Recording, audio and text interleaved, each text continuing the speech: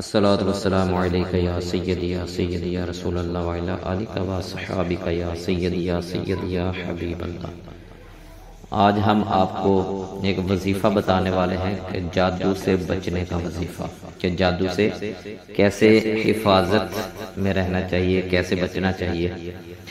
اللہ تعالیٰ آپ کو اپنے حفظ و ایمان میں رکھے۔ ذیل میں ایک وظیفہ درج ہے، آپ ہر نماز کے بعد ایک مرتبہ یہ وظیفہ کر لیا کرو اور پھر پانی پر دم کر کے وہ پانی کھانے پینے میں استعمال کریں، اللہ کرم فرمائے گا،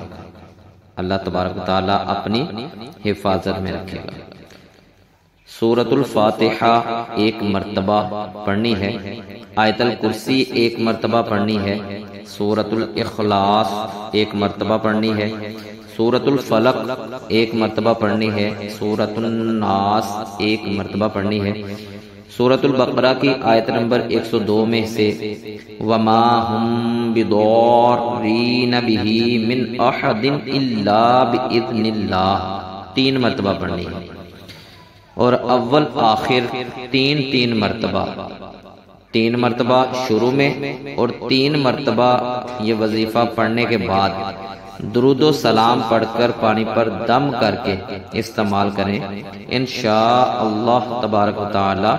جادو سے حفاظت ہوگی۔